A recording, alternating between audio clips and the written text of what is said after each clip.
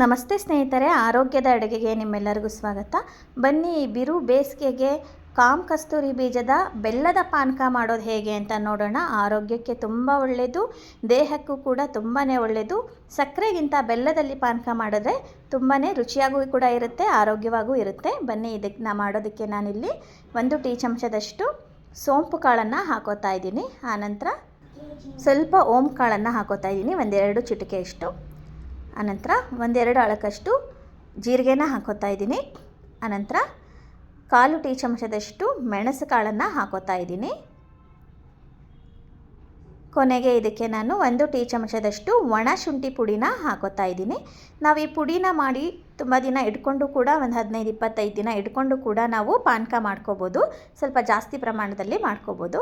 ಕೊನೆಗೆ ಇದಕ್ಕೆ 1-2-3 ಅಳಕನಷ್ಟು ಕಲ್ಲುಪ್ಪನ್ನು ಹಾಕೋತಾ ಇದ್ದೀನಿ. ಇದನ್ನು ಪೂರ್ತಿ ಸಣ್ಣದಾಗಿ ಇವಾಗ ಮಿಕ್ಸಿ ಜಾರ್ಗೆ ಹಾಕಿ ಪುಡಿ ಮಾಡ್ಕೊಳ್ಳೋಣ. ನೋಡಿ, ಇಷ್ಟು ಸಣ್ಣದಾಗಿ ಆಗಿರಬೇಕು. ಇದೇ ಪ್ರಮಾಣನ ನೀವು ಜಾಸ್ತಿ ಮಾಡಿಕೊಂಡ್ರೆ ಪುಡಿ ಜಾಸ್ತಿ ಆಗುತ್ತೆ, ಆವಾಗ ನೀವು ಸ್ಟೋರ್ ಮಾಡಿ ಇಟ್ಕೋಬೋದು.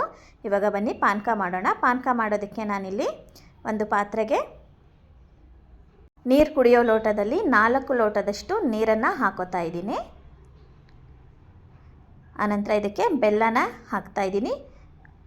ಅರ್ಧ ಲೋಟ ಬೆಲ್ಲನ ಹಾಕ್ತಾಯಿದ್ದೀನಿ. 4 ಲೋಟ ನೀರು ಪಾನಕಕ್ಕೆ ಅರ್ಧ ಲೋಟದಷ್ಟು ಬೆಲ್ಲನ ಹಾಕ್ತಾಯಿದ್ದೀನಿ. ಬೆಲ್ಲದಲ್ಲಿ ಅಳಕಿದ್ರೆ ನೀವು ಶೋಧಿಸಿ ಕೂಡ ಹಾಕ್ಕೋಬೋದು. ಇದಕ್ಕೆ 1 ಟೀ ಚಮಚದಷ್ಟು ಕಾಮ್ ಕಸ್ತೂರಿ ಬೀಜನ ಹಾಕೋತಾ ಇದ್ದೀನಿ.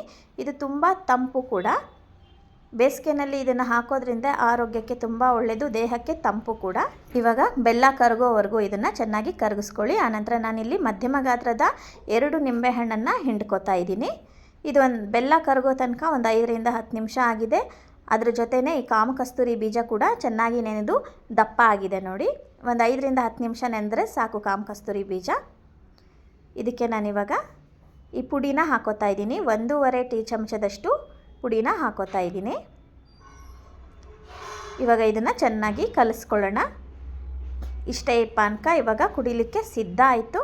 ನೀವು ಈ ವಿಧಾನದಲ್ಲಿ ಒಂದ್ಸರಿ ಪ್ರಯತ್ನ ಮಾಡಿ, ರುಚಿ ಹೇಗೆ ಬಂತು ಅಂತ ಕಮೆಂಟ್ಸ್ ಮಾಡಿ ಹೇಳೋದನ್ನು ಮಾತ್ರ ಮರಿಬೇಡಿ.